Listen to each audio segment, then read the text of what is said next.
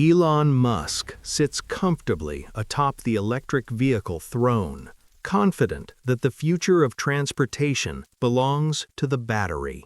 For years, the narrative has been set in stone. The internal combustion engine is dying, and the lithium-ion battery is the only heir apparent. But what if that confidence is misplaced? What if the real future of mobility isn't found in a charging station plugged into the grid, but in the most abundant resource on our planet?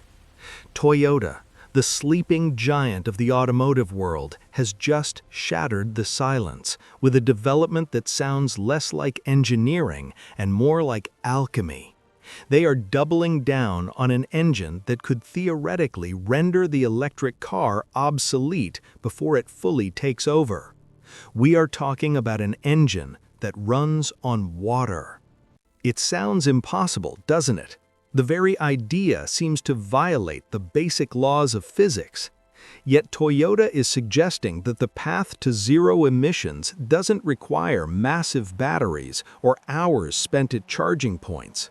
It requires a fundamental rethink of how we use hydrogen and oxygen.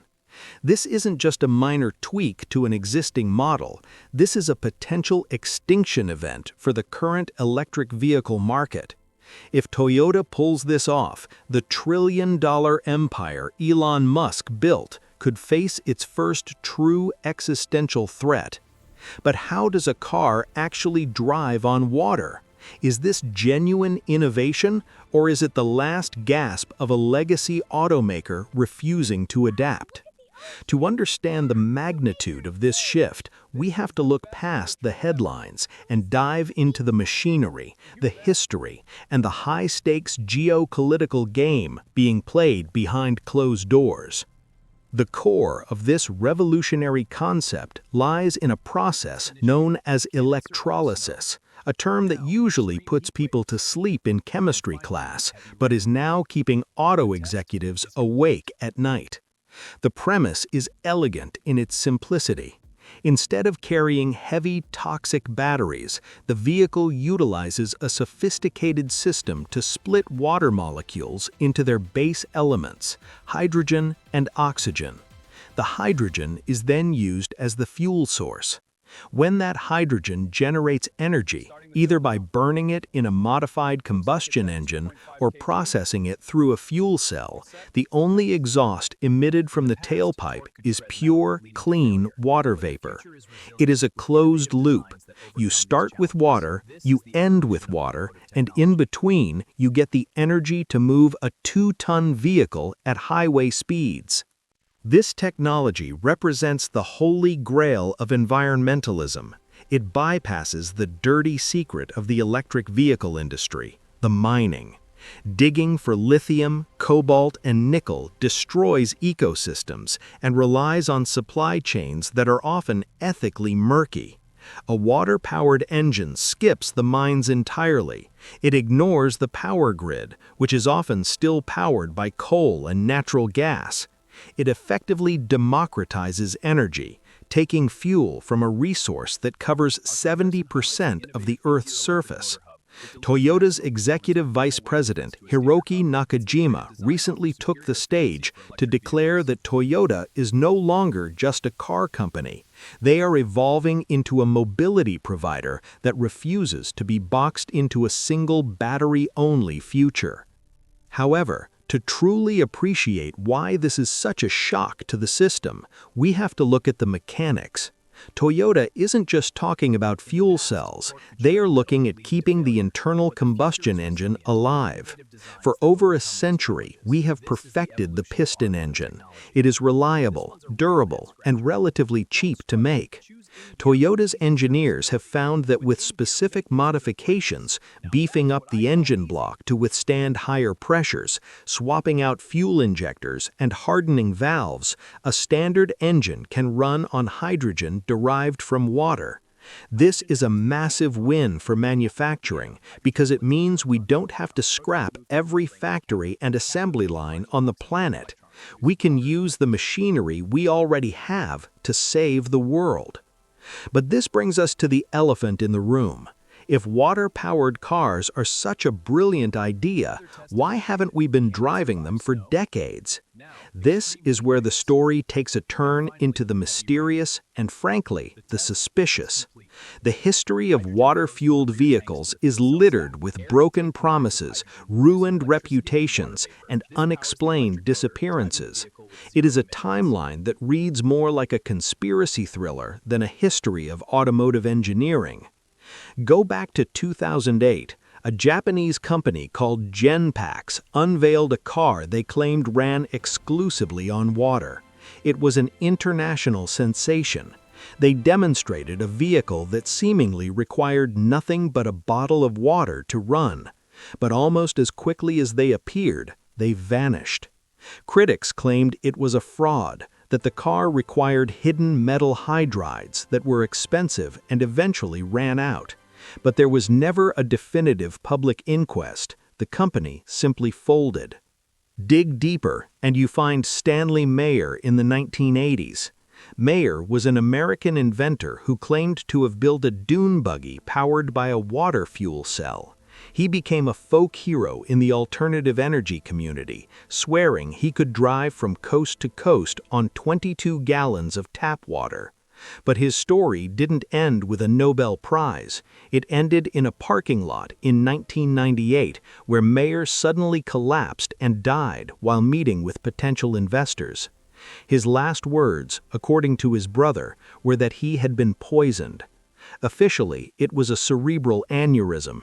Unofficially, it became the fuel for 1,000 theories that big oil and the powers that be will stop at nothing to crush water technology.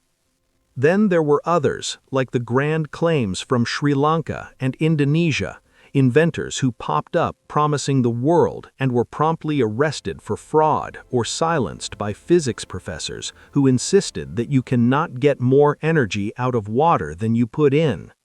The scientific consensus has always been that splitting water takes immense energy, making it thermodynamically inefficient. You're essentially trying to squeeze juice from a stone. This is why Toyota's entry into the arena is so critical. They are not a lone inventor in a garage. They are a corporate titan with billions of dollars in R&D and a reputation for conservative, reliable engineering. If Toyota says they are working on this, it isn't a scam to get venture capital. It is a calculated strategic pivot.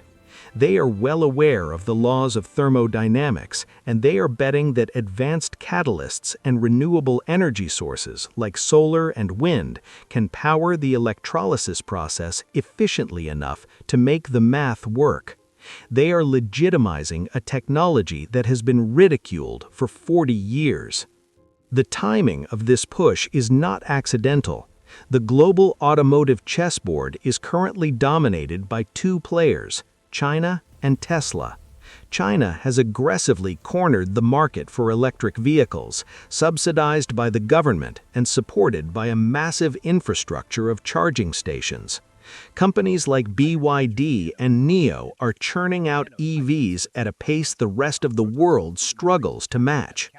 Meanwhile, in the West, Tesla has defined what a modern car looks like.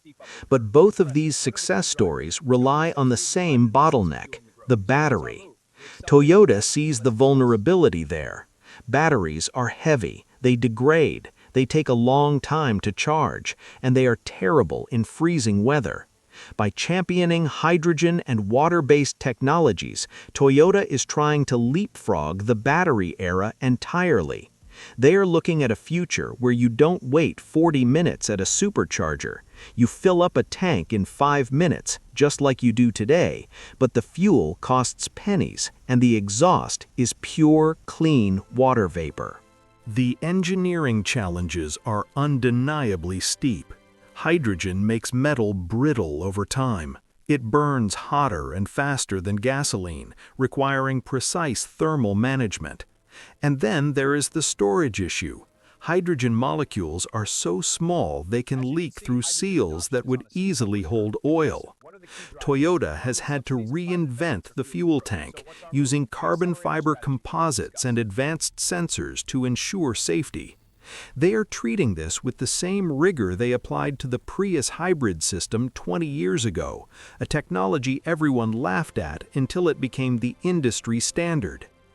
Toyota is also playing a distinct geopolitical game. They know that not every country has a stable electrical grid capable of supporting millions of EVs plugging in at 6 p.m. In developing nations or regions with extreme climates, battery cars just don't make sense. A combustion engine that runs on hydrogen or a fuel cell vehicle offers the durability and range that a battery simply cannot match in those environments. This is Toyota's multi-path strategy. While the media screams that everything must be electric, Toyota is quietly whispering that diversity is actually the key to survival. The company is putting its money where its mouth is. They are building a hydrogen society from the ground up. This involves partnerships to create hydrogen from waste, literally turning garbage and agricultural runoff into fuel. In Thailand, they are piloting programs to generate hydrogen from chicken manure. It sounds unglamorous, but it is brilliant. It turns a waste problem into an energy solution. They are also developing commercial trucks and heavy machinery powered by these systems, because while a battery might work for a sedan, it is woefully inadequate for a semi-truck hauling 40 tons of cargo across the country. We have to ask ourselves, why is the resistance to this so strong? Why do financial analysts and tech pundits constantly bash Toyota for lagging behind on EVs?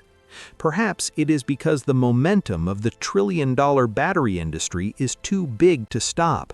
There is immense capital tied up in gigafactories and lithium mines. A shift to water or hydrogen threatens to devalue those investments overnight. If Toyota is right, a lot of powerful people are going to lose a lot of money. This brings us back to the consumer. Imagine a world where you aren't tethered to a charging cord.